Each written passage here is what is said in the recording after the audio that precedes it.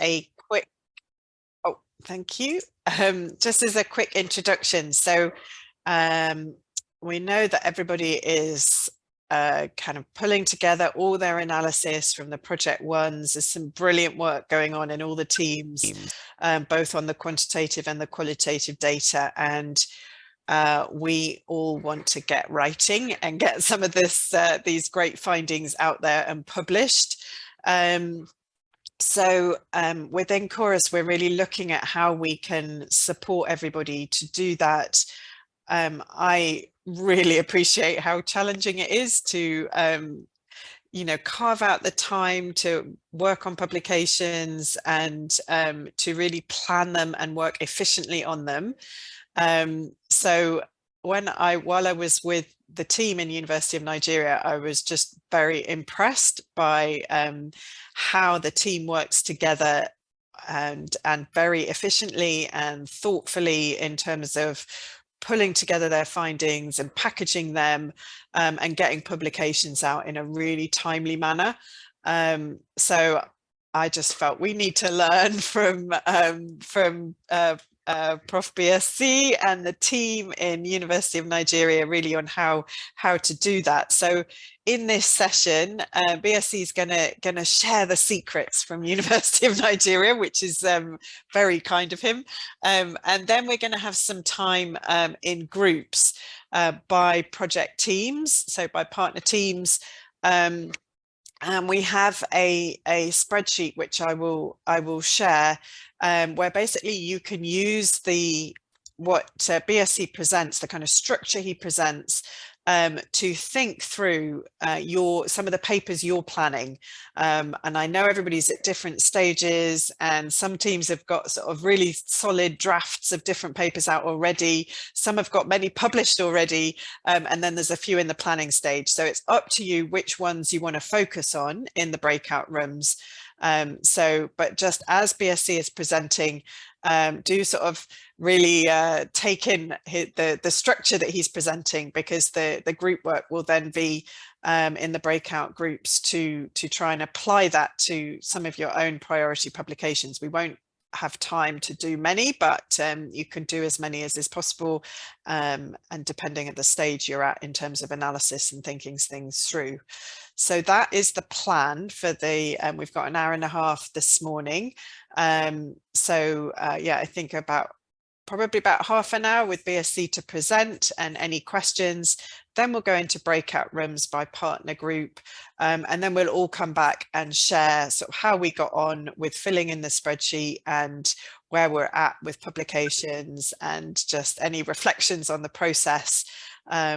As you know, we've also got the partner meeting coming up, and some of you will be with us here in the UK. So we'll have other opportunities to look particularly at cross-CHORUS papers. And I think using the same structure that BSC is about to present will be really helpful for us. So yeah, that is all I was going to say. So very happy to hand over to BSC to present all the secrets from University of Nigeria's amazing publication machine. BSC, please do go ahead. Yeah, thank you, Helen. And I want to welcome every one of us to this short meeting presentation.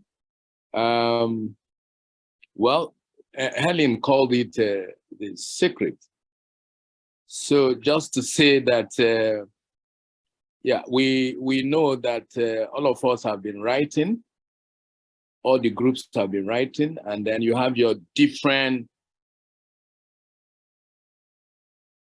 what works for you. So what we're going to do this afternoon is just to share some of our experiences and methods, which we use in writing papers, and we have found it very, very useful, and we have continued to use that. The first thing to say is what we do is actually predicated on our principles, which is mentorship. Mentorship, building the capacity of members, both junior and senior, And of course, that's informed part of the processes which we normally take in doing this. So at the end of every project, what we use is we call a meeting, and then each team, we usually have different teams working on different thematic areas. And we did that in this CHORUS project. So what we do is the team members usually present their study reports to all the members. And then after presentation, they are now asked to choose or list their titles. So we create a table. For each person, you suggest titles of papers you want to write from the work, from the results, the authors, and then co-authors. And then we agree on timeline for zero draft presentation of the manuscript for internal. Finish the review. If we think there are 2 or 3 papers that are saying the same thing, we collapse them together. And then to help in writing the reports, the project manager now circulates the study reports for everybody to use as a substrate for writing the papers. So if you have need for further literature review, you go ahead. And then if there is also need for further analysis, like we discovered when Helen visited. So that's what we usually do. And then by the time you want to go public, and going public means writing the manuscript, you must have something to say, which we call a message. It is important that what you want to say is of interest to those you are trying to communicate the message. If you lose interest, then your paper will not sell. And then, of course, we do know that there are different ways of communicating scientifically. We have the study reports, which you send to the funders. We have posters, presentations at conferences, peer-reviewed journals, policy briefs, blogs, and newsletters. And most recently, those who are IT servers usually also do tweeting. So all these help to improve the research uptake of our work. So there are different models. You have the linear analysis, which for quantitative and qualitative, they're almost the same, except for the fact that maybe in the results section, while quantitative will be talking about some in-depth quantitative analysis and all that, the qualitative will be more descriptive in nature and so on and so forth. Otherwise, they're just the same thing. However, the point we want to make here is that an analytical, even if it's just analytical, it is not written in a linear process. So there's usually an iterative process which we go through, and that is the core of this presentation. So like we said, it's assumed that you have already done your analysis and reached your conclusion. Results, you have reached a conclusion. Therefore, surprisingly, because when before I continue, of course, this was how I was trained many years back by TDR of WHO. So when this was presented, we were all surprised that the first step in writing the paper is to think about your conclusion. Traditionally, most people will start writing papers from introduction, but we discover that once you start doing that, after the introduction, you get stuck and you can't even continue. So in this model, you start with conclusion. And then how did you arrive at the conclusion? You arrived at the conclusion from your results, okay? And then after considering your results, you also consider how did you arrive at the results? What in your results. And so that takes us to the methods section. So after the conclusion, you bring out your results, which informed your conclusion. And then you write your methods, which informed your results. You cross-check it with what you have. The methods you have, did it actually produce the results which you have stated? When you have done that, then you will need to begin to discuss your results. In discussing your results, you will move from your results to your discussion, back and forth, until you have made enough sense. After that, you can now think of going to write your introduction. So you can see how we are moving. So we'll move from conclusion to the results to method, discuss the results, and then of course you go back and forth. From there, you can now think of the introduction. In writing the introduction, you link it up with the methods which you have used. Then of course that links up to the results which you have, and then the discussion which you already have put in place. After that, then you can think of your recommendations. Your recommendations are usually based on your findings, based on your results, based on the conclusion of your discussion.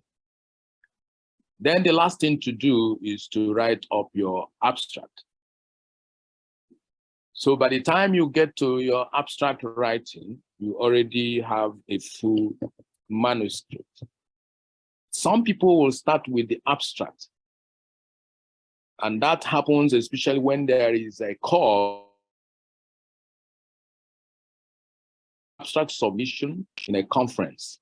So we advise that by the time you're writing your abstract, you already have your methods, your introduction, your results, your conclusions, and your recommendations.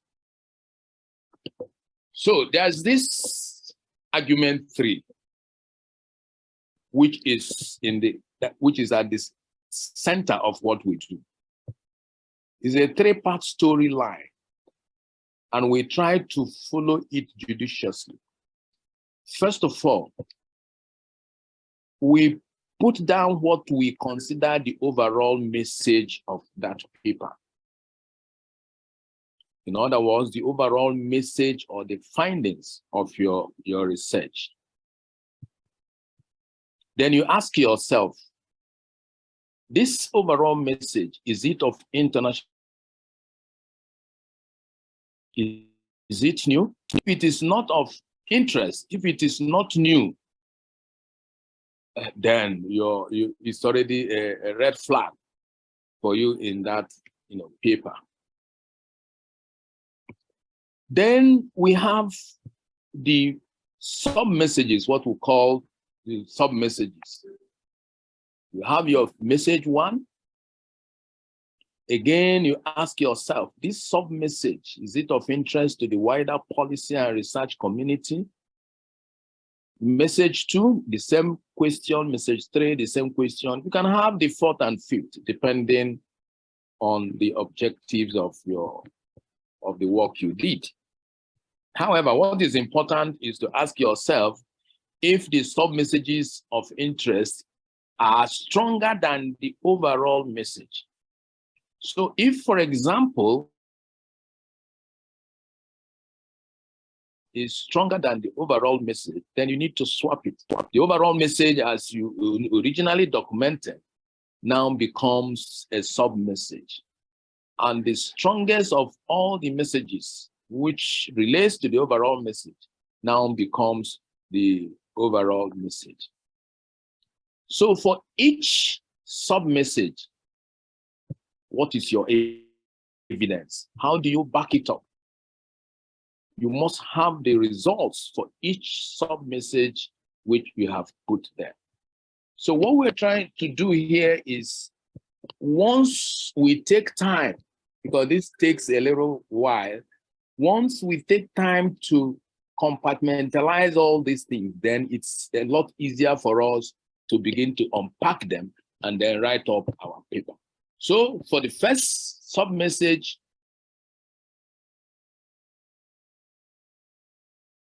in fact, for all the arguments, you must ask yourself again if the data are strong enough and if the arguments hold water.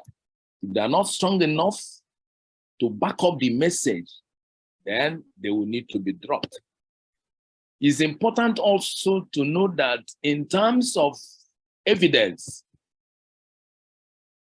for a sub-message, you can have more than 2 or 3 evidences to support it. So it's not just one. However, if you have a very strong one evidence or result can support a sub-message. So you just make sure that the evidence are supporting your sub-messages.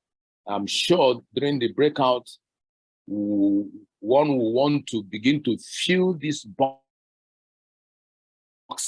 to make some sense. Initially, it's going to be difficult, but once you continue doing this, it becomes part of you and then makes paper writing a lot easier. Well, it may not be easier than what you've been doing, but if you take time and do this, the chances are that, it will become easier for you. So we already know this, that the results section provides you with sufficient information to allow you come to the same conclusion as you have, in other words, to verify your conclusion. There are key things that should be in this section. For example, the data from your study, description of the data, and how you have analyzed the data. Some people, when they are writing the results section, begin to duplicate issues, like trying to interpret the results and trying to put conclusions and recommendations. So these things should not be in the results section. Of course, the results section turns relevant data into information. So this is very, very important. And that is what we try to do when we write papers. So again, the argument 3. So you have your key message, you have your sub-messages, and then you have arguments to back up the sub-messages. And those arguments are usually your data, your results, the evidence you have generated in the field. Remember the first slide of the first or second slides, giving us the pattern which we usually follow. So in this case now, we'll come to the methods section, which describes in logical sequence how the study was designed and carried out, and how the analysis was done. We all know about this. Of course, these are the things that should be there: the study area, the design, the subjects, sampling methods. If you used sample size, how did you arrive at the sample size? So how did you calculate? If you're comparing proportions, what sample size formula did you use? And so on and so forth. Then how did you collect your information? How did you analyze your information? We shouldn't have the background and introductory information in the method section. We don't need to begin to discuss the validity and reliability of our data. And then we don't need the annex. All in all, the method section is critical to prove both validity and reliability of our study. Now, this is one of the most difficult areas in paper writing, and that is discussion section. And like I said earlier, it's part of our writing, the iterative writing process, where we move from conclusion to results and then to method, and then we now begin to discuss the results. So what we do here is,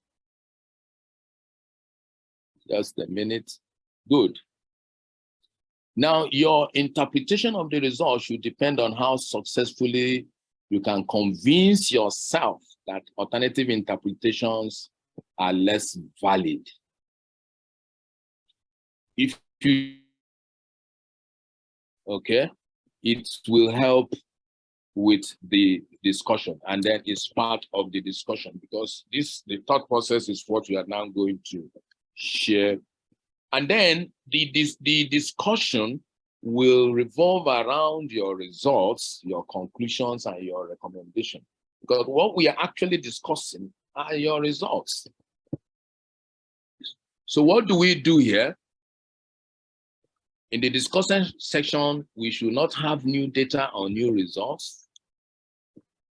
We shouldn't repeat the results. That's what most people do. They repeat the results.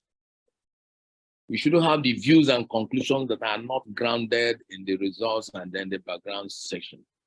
At times in the discussion session, people still insert tables and figures. The discussion section turns the results into knowledge and messages. So what do we do?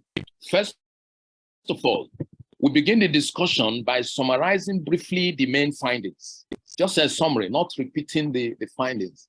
Then we interpret the most important results which we have gathered. So what do they mean? What are the implications for this, for public health, and for policy? Then the next paragraph, we try to compare these results with other studies that have been done in that area. Okay, so it's expected that by the time, of course, we are doing this, we have enough literature review to back up what we are saying. And then we highlight the limitations of our study and possible consequences. But also, we should not forget to mention the strengths of our study. So these are the elements that we see in the discussion section. And we end with a paragraph of what the implications of our results are for public health, for practice, for policy, for change of practice, for change of policy, and so on. It is important that we don't present any new results in the discussion section. This is very, very, very important.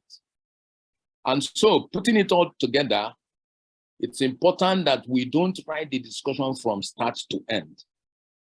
What we do here is we begin with a structure reflecting our messages, and then we exploit the cut and paste facility in the word processor. So we already have these things either in the report and all that, and in your literature.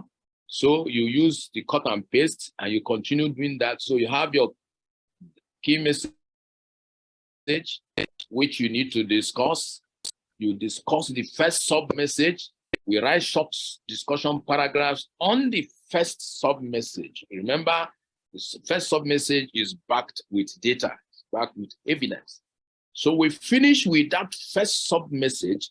Then we go over, again, revise the results section. We can add, we can delete, we can emphasize certain things. Okay, and then we take notes for the introduction and background section while we are discussing the results. Okay, and then we discuss again the findings of other research, like I have said in the previous paragraph, in the previous slides. Try to compare what we have and what has been there in that space, and then we try to rearrange and edit. We do the same thing for sub-message 2.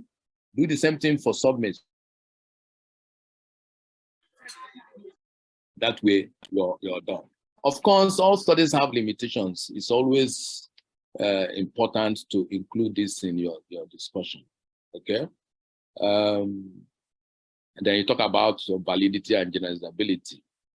Then the conclusion provides the reader with a key take-home message to highlight the implications of our findings, and then, of course, to make recommendation for policy making. So in this section, we need the key message. We need what should happen next, both in research and in policy.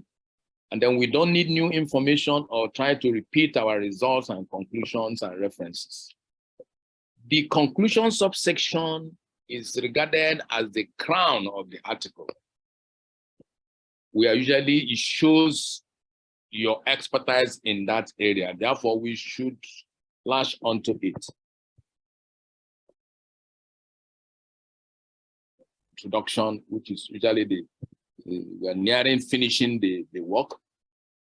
So these are some of the things that should be and they should not be in the introduction section. This is an example of an introduction section. I would have used one of our latest publications to x-ray this.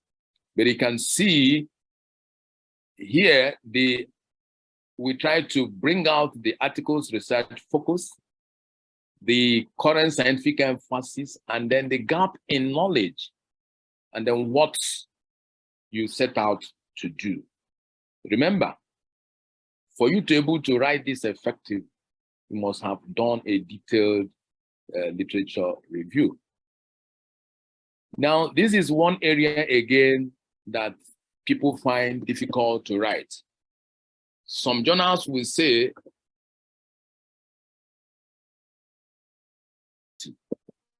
and then people will write up to 600, 700 words.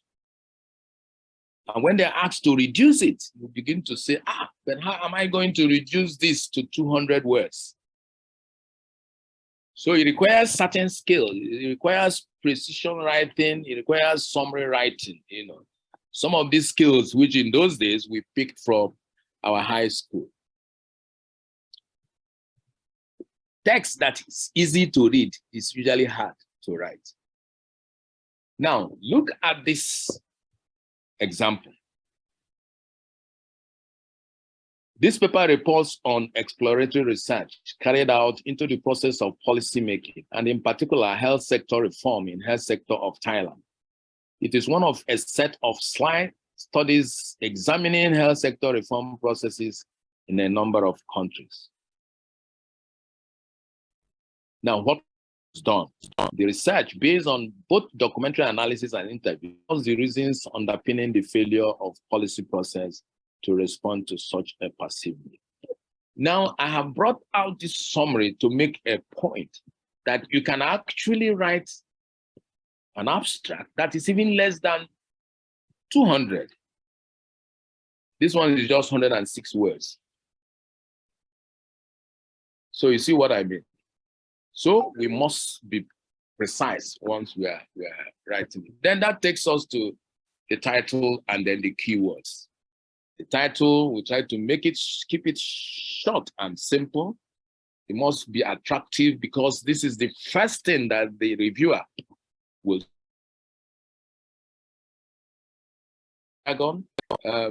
My colleague Obi will say the title you must jazz the title. Okay, it must be jazzy, it must be attractive. You know, if you have a very unattractive title, it's a red flag for most reviewers. So final piece, the simpler, the better. We advise, even though, especially for those of us who have statistics background, we should avoid complicated statistic methods because we are actually writing for a policy audience. So once you have all these statistics filled in the paper, policymakers will not appreciate it. So the simpler, the better. Thank you very much.